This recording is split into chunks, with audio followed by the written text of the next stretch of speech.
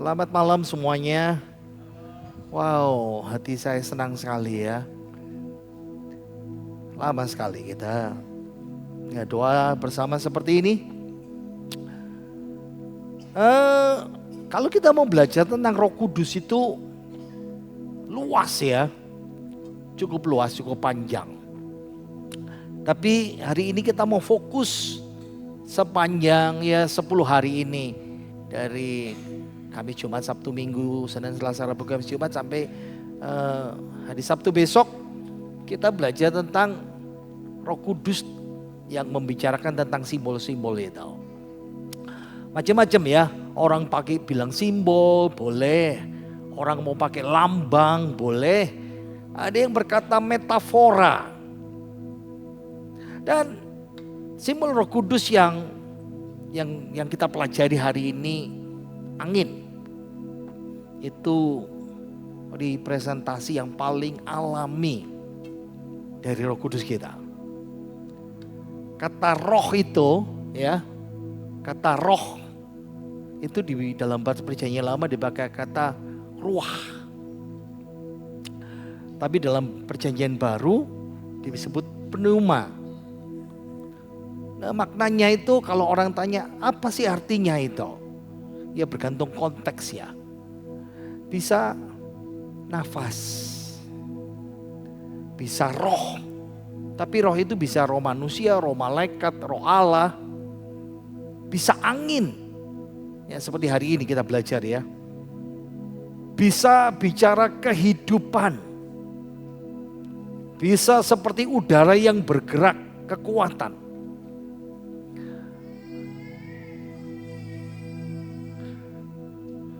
Kalau kita mau belajar simbol Roh Kudus, kenapa disimbolkan seperti angin? Metaforanya seperti angin ya, dilambangkan. Tuhan Yesus dia mengajar ayat ini, ayo kita baca ya. Yohanes 3 ayat yang ke-8. Ayo kita baca 2, 3. Angin bertiup kemana ia mau.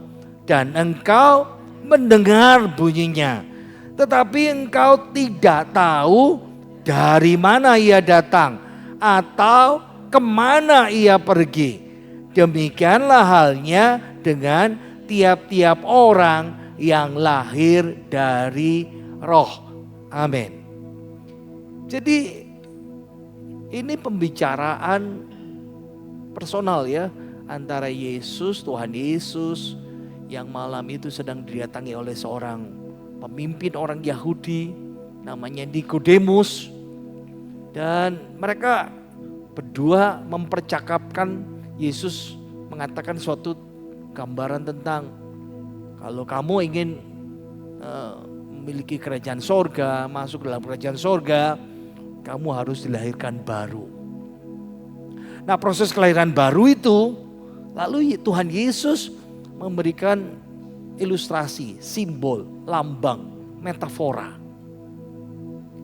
Angin bertiup kemana ia mau. Saya kasih gambar kelapa ini ya.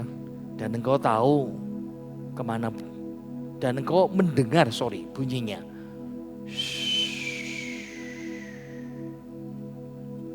Tapi engkau gak tahu dia dari mana, dia bergerak kemana, dan akan pergi kemana.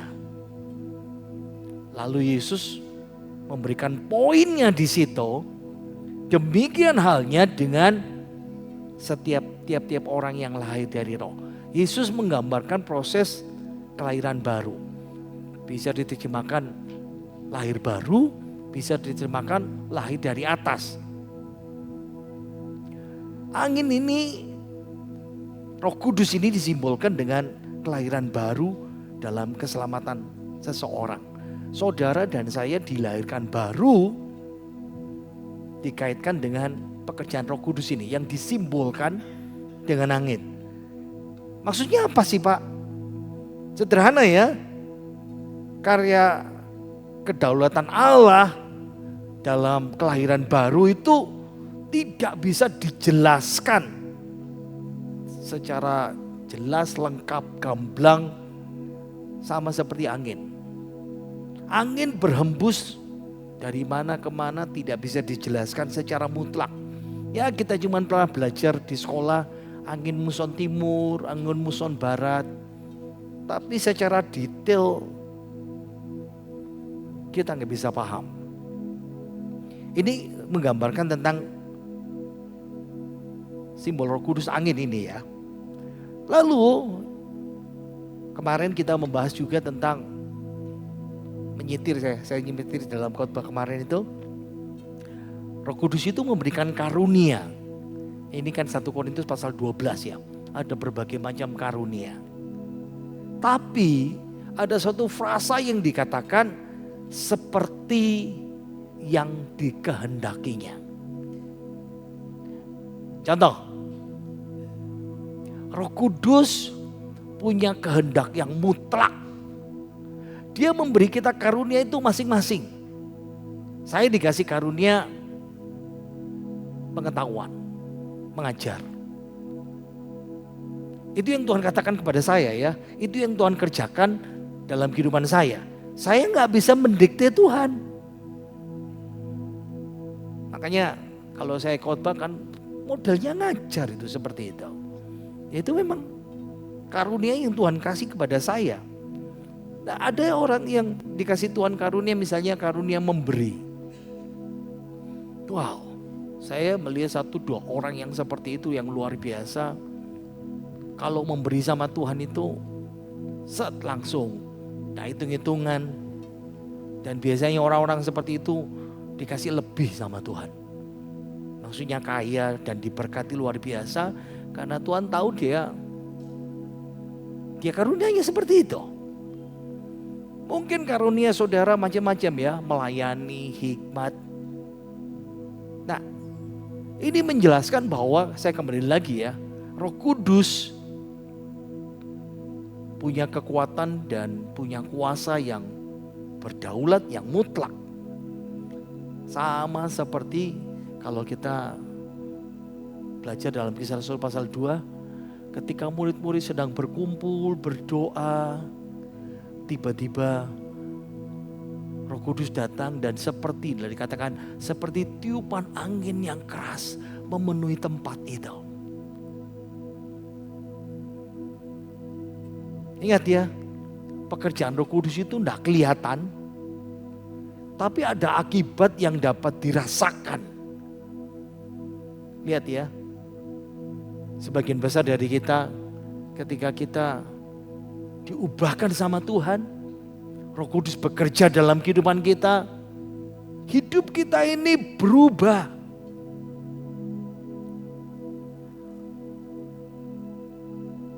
Kok bisa ya?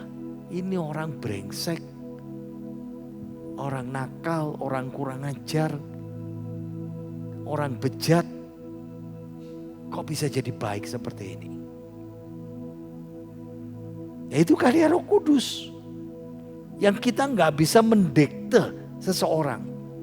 Kadang-kadang mungkin kita berdoa ya, Tuhan ubahkan suamiku. Tuhan jamah anakku. Tuhan sadarkan istriku. Kita hanya bisa berdoa sama Tuhan. Tapi yang bekerja itu adalah Roh Kudus dalam kehidupan kita. Saudara gak bisa mendikte. Saya berusaha untuk menepati waktu ya. Khotbah 20 menit itu buat saya itu berat sekali. Berat menghentikannya begitu saudara ya. Kalau saudara khotbah setengah jam itu kan wajib angel yo. Ngomong apa lagi. Tapi kalau pendeta seperti saya yang dikasih Tuhan karunia itu, belajar ngerem itu susah saudara ya. Saya mau masuk dalam bagian yang penerapan ya. Kalau Roh Kudus digambarkan, disimbolkan seperti angin. Ingat ya, angin itu tidak terlihat namun dapat dirasakan. Nah seperti angin, Roh Kudus itu gak bisa terlihat. Tapi dampaknya itu jelas dalam kehidupan kita dan keadaan kita. Bukan berarti situasi harus segera berubah. Tapi yang pertama diubahkan itu hidup kita itu loh. Ya. Roh Kudus itu juga membawa kuasa dan pemberdayaan ya, empowerment. Ini kadang-kadang kita stagnan, kita berhenti. Saya tadi itu sempat ngomong sama Pak Hani. Mungkin kita doa terakhir, doa sepekan itu ya. Doa Pentakosta itu 6-7 tahun yang lalu. Memang tambah lama tambah turun. Mungkin saudara jenuh ya. Tapi sekarang ini saya harapkan gak hari ini saja ya, besok datang lagi saudara. Sampai selesai hari Sabtu nanti. Ya. Saya mau cerita poin yang sederhana seperti ini. Satu hal yang luar biasa ketika rasul-rasul menghadapi perlawanan. Mereka ditekan, nah besok minggu saya juga sampaikan itu.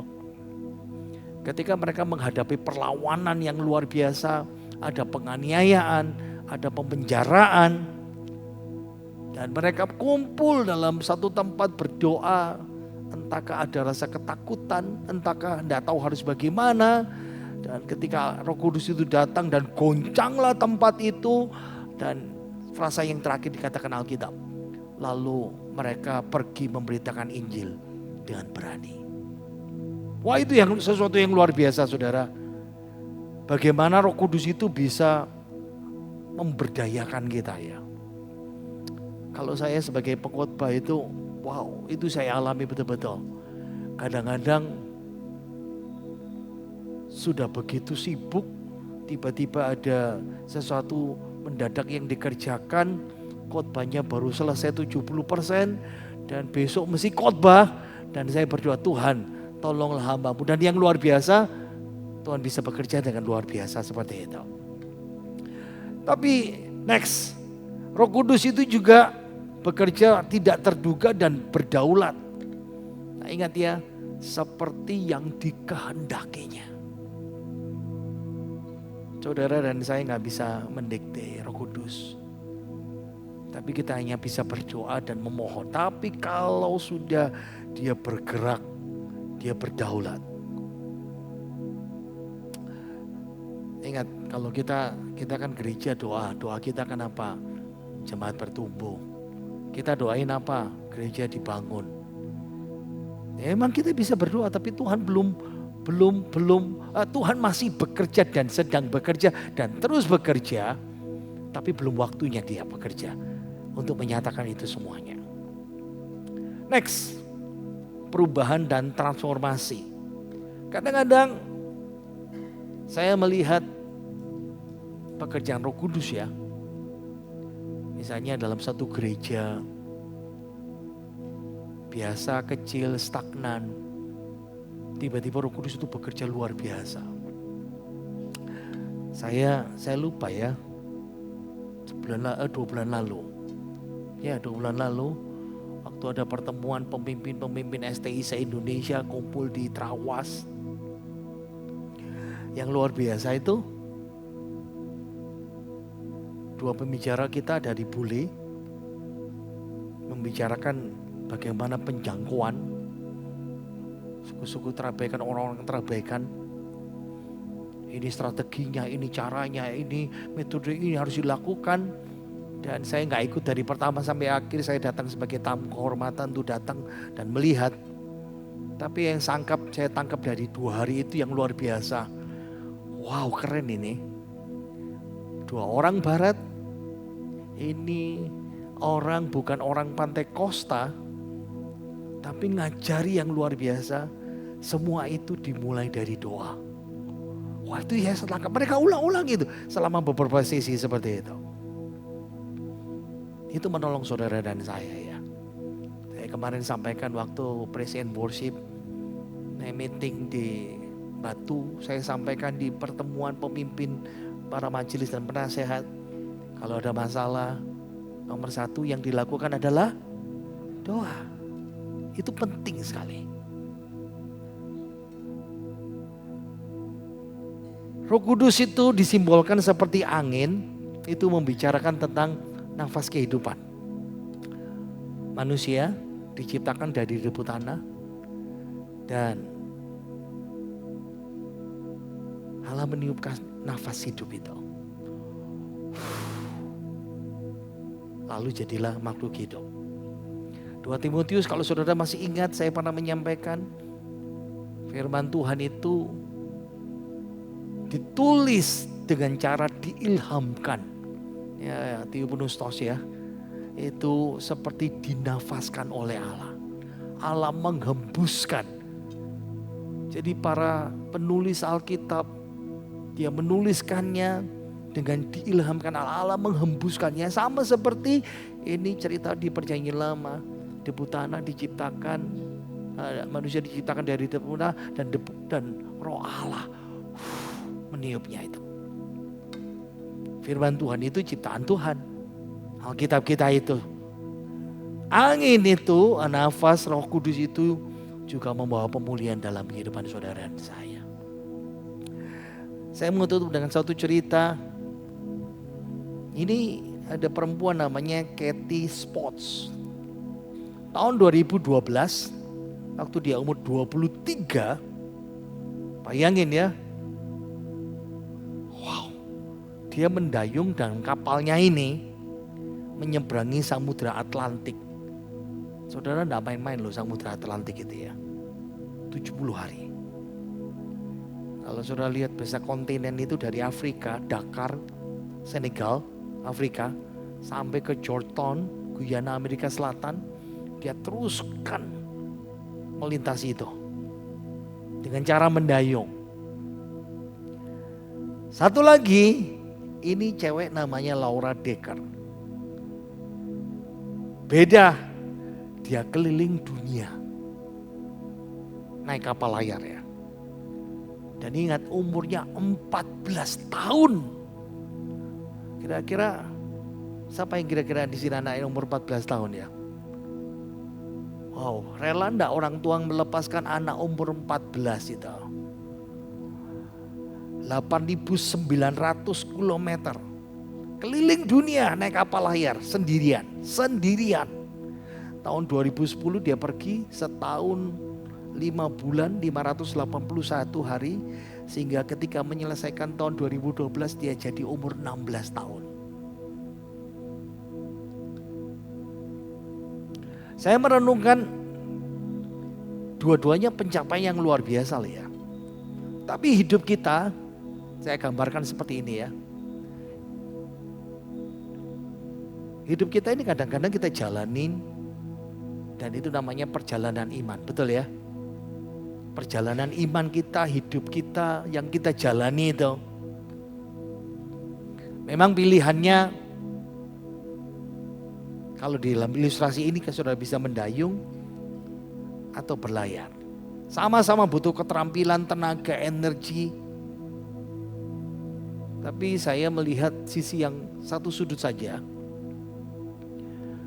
Kalau kita mendayung sendirian, itu berarti kita berjalan dengan kekuatan tangan kita, kekuatan sendiri.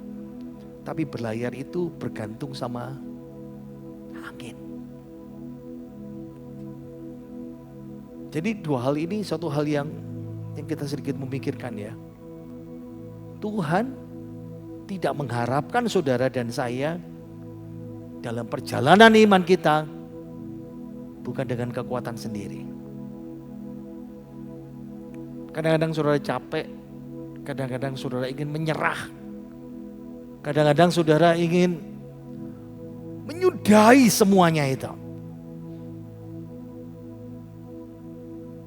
Tuhan tidak mengharapkan kita berjalan sendiri, mendayung sendiri. Tapi kita bisa berlayar, mengarungi kehidupan iman kita. Karena Roh Kudus yang menggerakkan hidup kita. Itu yang menguatkan kita. Itu yang memberdayakan hidup saudara dan saya.